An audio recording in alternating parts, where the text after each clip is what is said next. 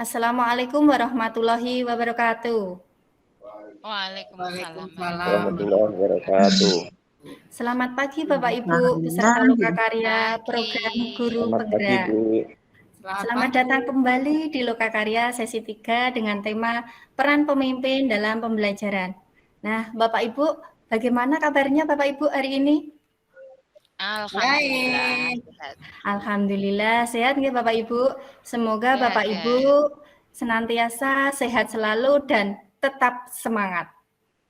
Amin. Bapak Ibu, apakah sudah siap mengikuti Lokakarya ketiga ini? Siap. Ya, Oke, kalau begitu alangkah baiknya sebelum kita mulai kegiatan pada pagi hari ini, kita berdoa terlebih dahulu supaya diberikan kemudahan dan kelancaran dalam mengikuti Lokakarya ketiga ini.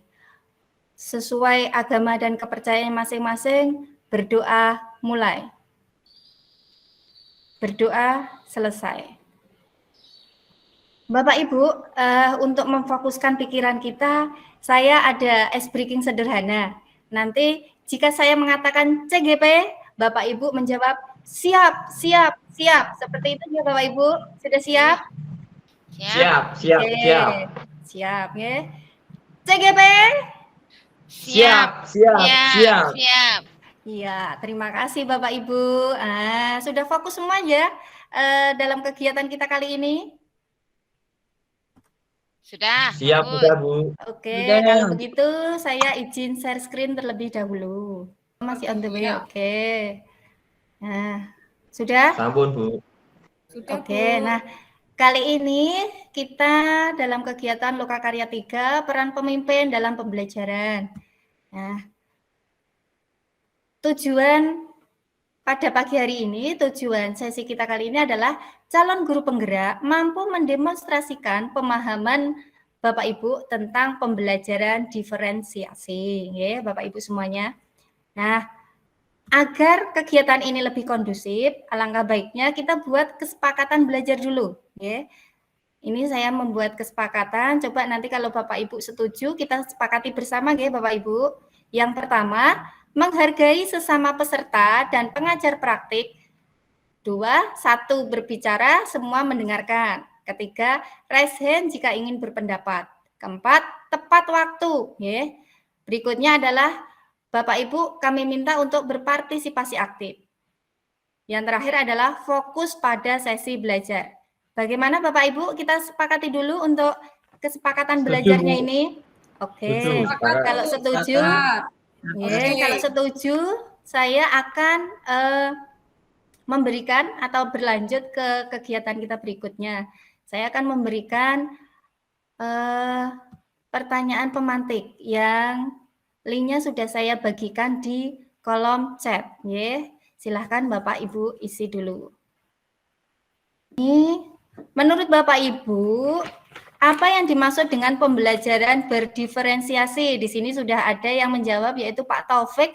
Pembelajaran yang berorientasi pada murid yang memperhatikan keunikan siswa setiap individu. Untuk Bu Sri Sutarni, pembelajaran yang memperhatikan perbedaan kemampuan murid. Monggo silahkan yang belum bisa mengisi, kalau tidak bisa mengisi di Jamboard, bisa di kolom chat ya. Nah, berikutnya adalah Bu Sutarni, pembelajaran yang melayani kebutuhan murid. Oke, terima kasih. Lah, ini saya ingin meminta penguatan dari apa yang sudah Bapak Ibu tulis. Di sini Bu Sutarni. Bu Sutarni coba pembelajaran yang melayani kebutuhan murid. Itu seperti apa Bu Sutarni? Oke. Maksudnya yaitu murid itu kan mempunyai kebutuhan belajar yang berbeda, Bu. Misalnya seperti murid yang suka mendengarkan, murid yang suka berbicara, murid yang senang bergerak. Nah, itu kita harus melayani murid itu dengan kebutuhan mereka, sesuai dengan kebutuhan mereka, jadi tidak bisa diperlakukan sama. Gitu, Bu. Oh, yeah. Berarti artinya tadi kata kunci dari Bu Sutarni bahwa setiap murid mempunyai kebutuhan sendiri, jadi tidak bisa disamakan dengan yang lainnya. Seperti itu, Bu? Betul. Oke, sekarang Pak Taufik. Pak Taufik coba Pak, pembelajaran yang berorientasi pada murid yang memperhatikan keunikan setiap individu. Apakah ini sama dengan Bu Sutarni atau berbeda, Pak? Ya, setuju dengan Bu Sutarni tadi yang prinsipnya bahwa orientasinya tetap siswa, tetapi dalam konteks pembelajaran kita harus memperhatikan setiap individu peserta didik. Bagaimana gaya belajar mereka, bagaimana kesiapan belajar mereka, sehingga nanti konten yang kita berikan itu juga akan bervariasi. Kira-kira begitu, Bu. Terima kasih. Oke, terima kasih Pak Taufik. Ini Bu Edi di kolom chat itu ada yaitu sesuai kebutuhan murid. Oke, berarti ini sama dengan kalau saya ambil benang merahnya Bu Ediati sama dengan Bu Sutarni ya Bu ini? Iya, Bu. Yeah. Iya. Kemudian Bu Sri Oke. Sutarni, pembelajaran yang memperhatikan perbedaan kemampuan murid. Silahkan Bu. Nggih, saya boleh menguraikan nggih.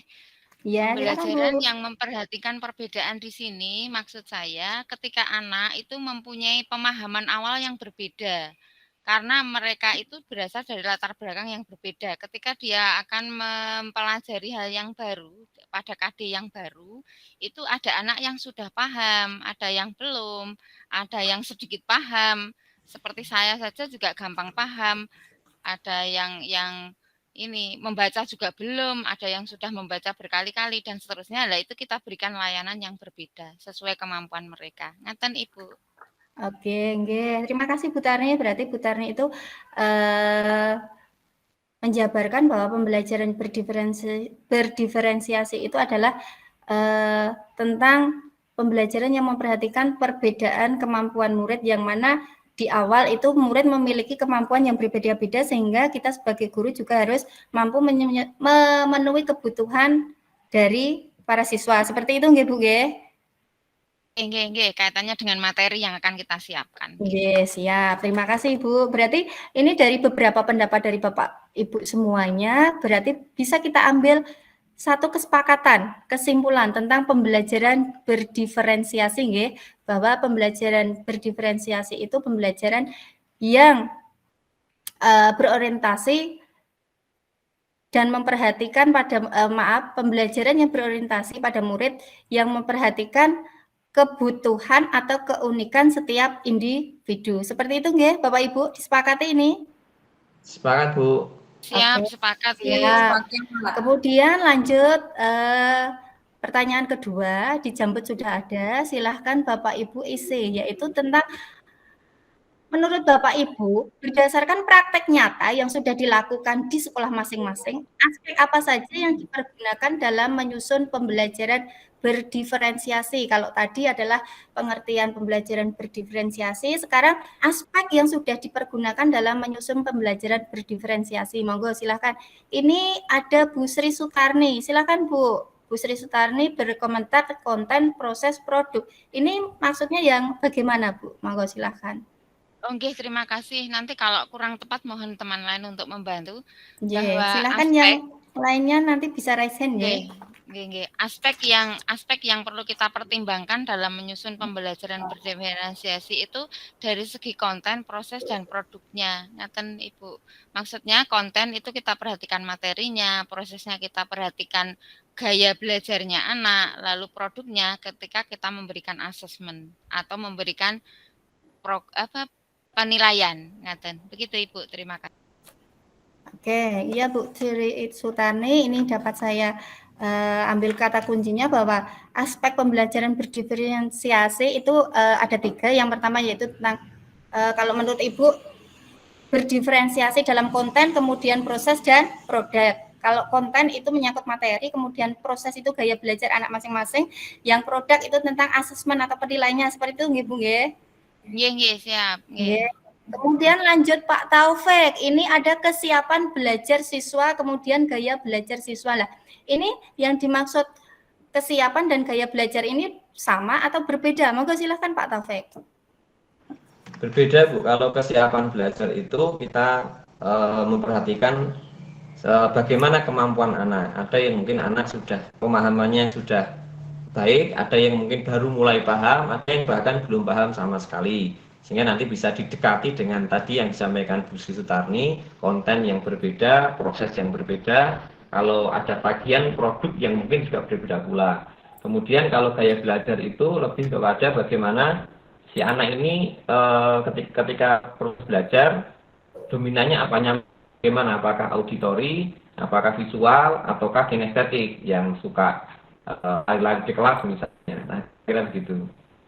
Oke, siap Pak Taufik. Jadi kalau menurut Pak Taufik ini dapat saya ambil kata kuncinya bahwa yang perlu digunakan atau dalam penyusunan pembelajaran berdiferensiasi yang pertama adalah kesiapan belajar, yaitu tentang pemahaman setiap siswa. Kemudian gaya belajar siswa ada yang secara kinestetik, seperti itu nggih Pak nggih?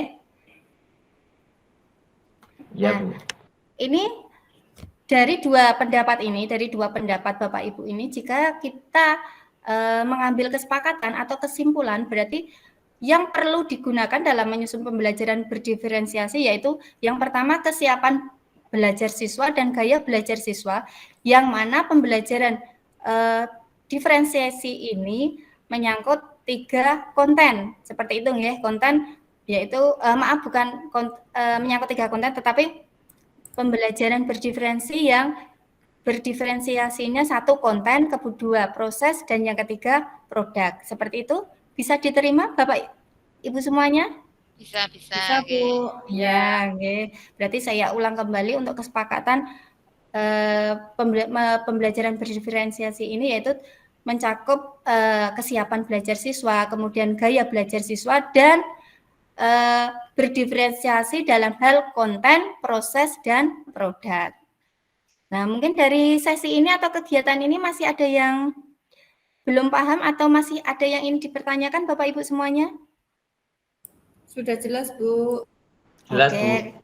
Oke, kalau sudah jelas, untuk sesi ini kita akhiri sampai di sini. Nanti sampai jumpa di lokakarya keempat. Seperti itu nggih Bapak Ibu semuanya? Iya, Bu. Nah, sebelum diakhiri, kita berfoto dulu nggih? Yuk, berfoto dulu. Yuk. Oke. Yap. 1, 2, 3. Oke, terima kasih Bapak Ibu. Mohon maaf jika kami dalam memberikan fasilitasi banyak kurangnya, kami mohon maaf. Akhir kata, wassalamualaikum warahmatullahi wabarakatuh. Waalaikumsalam warahmatullahi wabarakatuh.